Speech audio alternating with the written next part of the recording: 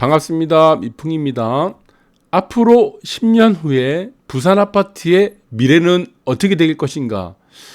네, 아주 쉽게 우리가 측정할 수 있는 부산 아파트의 10년 후의 가격은 일반적으로 지금 현재의 서울 아파트의 가격을 보시면 됩니다. 그래서 부산 아파트와 서울 아파트의 가격 차이는 항상 10년 단위로 차이가 난다. 이렇게 보시면 될 것 같아요. 그래서 인구 변화를 우리가 보게 되면은 서울은 지금 지속적으로 인구가 감소하고 있습니다. 그래서 2015년도, 14년도를 기점으로 해서 14, 15년도 이 사이입니다. 이 사이를 기점으로 해서 인구 1000만 명이 무너졌습니다. 그래서 전국에서 가장 인구 유출이 많은 곳이 바로 서울이다. 이렇게 보시면 될 것 같아요. 인구 1000만이 넘어가는 도시를 우리가 메가시티라고 그러죠. 인구 1000만 명이 넘어가는 도시를 메가시티. 그리고 인구 100만 명이 넘는 도시를 우리 메트로시티라고 합니다. 이걸 메트로시티라고 그러고.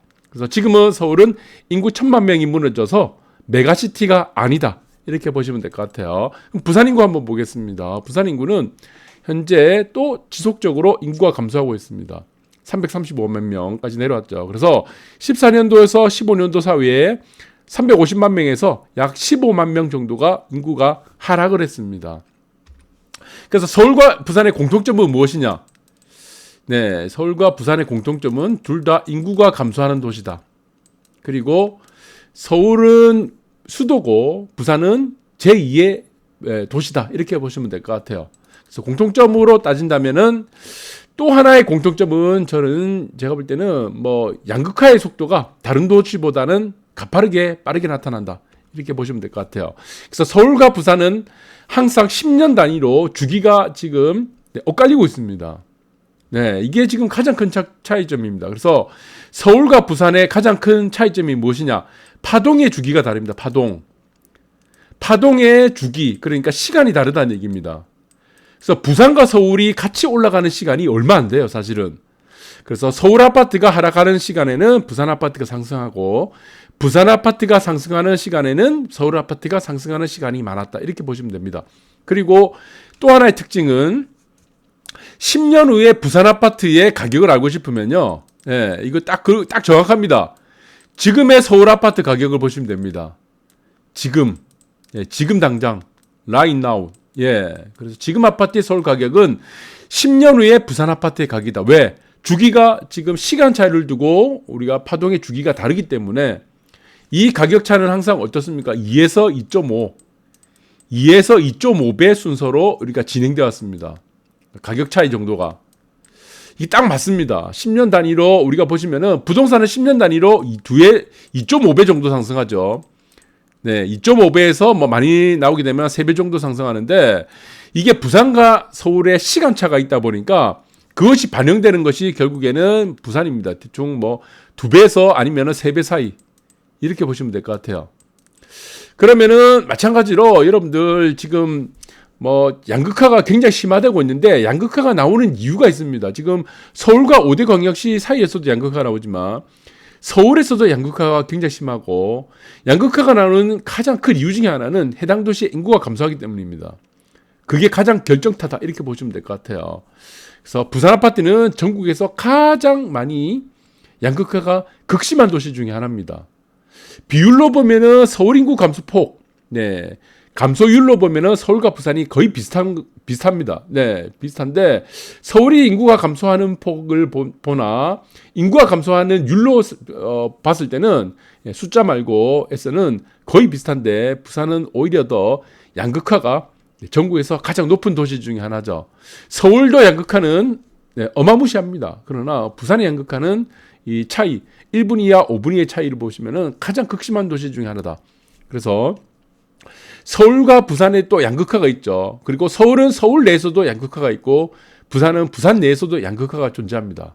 그런데 서울과 부산의 격차가 나타나는 이유가 있습니다. 이 양극화가 왜 10년 단위로 이 가격이 주기적으로 이게 반복이 됩니까? 이렇게.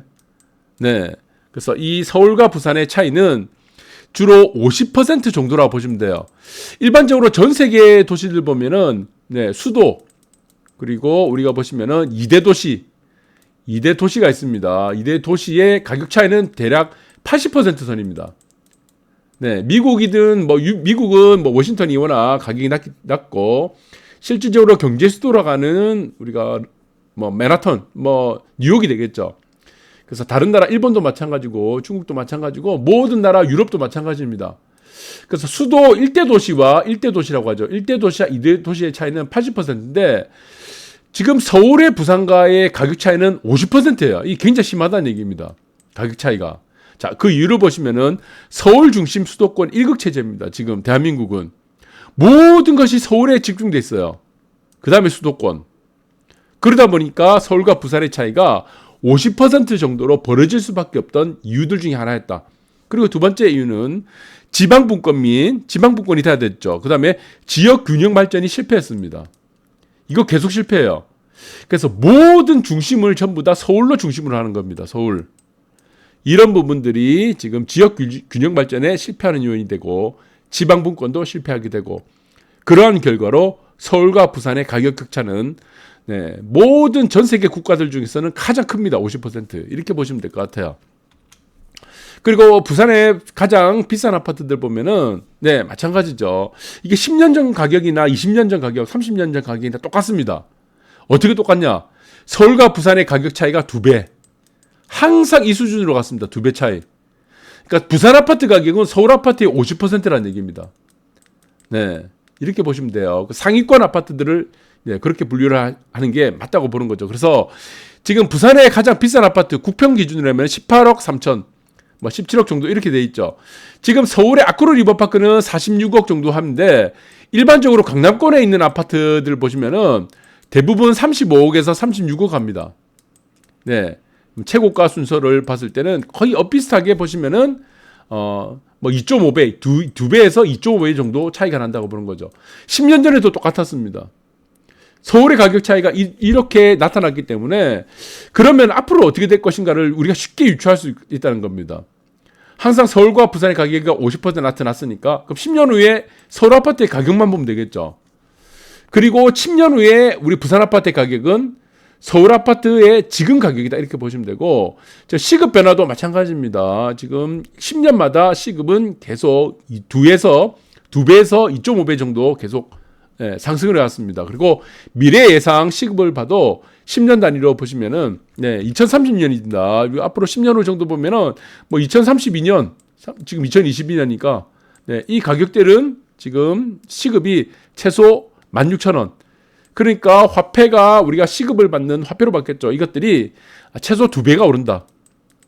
한마디로 시급이 2배 오른다는 얘기는 뭐죠? 한마디로 화폐 가치가 최소 2배 이상 떨어진다. 이렇게 보시면 맞죠. 2배 이상 떨어진다. 그러면은 자연히 실물 자산 가격은 2배 오른다고 보시는 게 맞겠죠.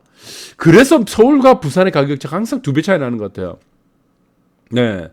사실은 상승률, 수익률로 따지면 부산이나 서울이나 거의 비슷합니다. 단지 스타트를 끊는 우리가 금액 자체가 다를 뿐이고 그리고 파동의 주기가 다른다. 상승하는 시간과 하락하는 시간 그리고 서울도 마찬가지입니다. 각기 달라요. 그러다 보니까 이런 차이가 나타났다. 이렇게 보시면 될 것 같아요. 그래서 전국 아파트 지금 매매 가격을 보시면은 마찬가지입니다. 지금 밑에 보시면 되죠. 연한 파란색 계속 오르죠.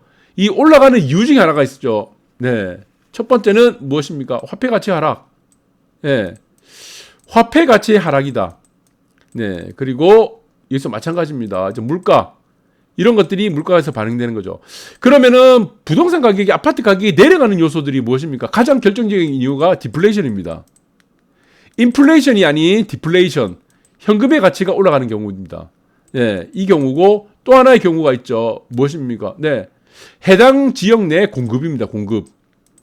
이런 부분들이 맞물렸을 때 아파트 가격은 하락하는데 이게 디플레이션 구간이 아주 짧습니다. 10년 중에 나오더라도 1, 2년 정도입니다. 그 기간에 주로 보시면은 아파트 가격이 하락하는 경우가 많았습니다. 그래서 지금 화폐 공급량은 계속 늘어납니다. 한마디로 말씀드리면은 화폐 가치는 지속적으로 하락한다.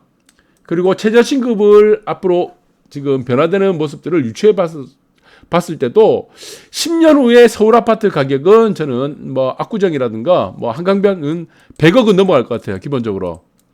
그럼 부산 아파트의 가격은 10년 후에 어떻게 되겠습니까? 네. 여기는 한강변이라는 특수한 아파트를 봤을 때 그렇고, 우리가 뭐, 지금의 아코르 리버파크도 마찬가지죠. 그렇다면은, 저는 임금의 상승률보다는 자산 가격의 상승률이 더 크기 때문에, 저는 대부분 평균적으로 봤을 때는, 우리가 여기서 볼 땐, 저는 1억 5천, 평당 1억 5천 정도로 보는 게 합당하죠. 네. 1억 5천에서 2억 정도. 뭐, 요 정도를 보는 게 저는 맞다고 봅니다. 그러면은, 부산 아파트에 있는 우리가 고가 순위에 있는 10위권 정도에 있는 아파트 같은 경우는, 평당, 지금의 1억 정도를 보는 것이 맞다.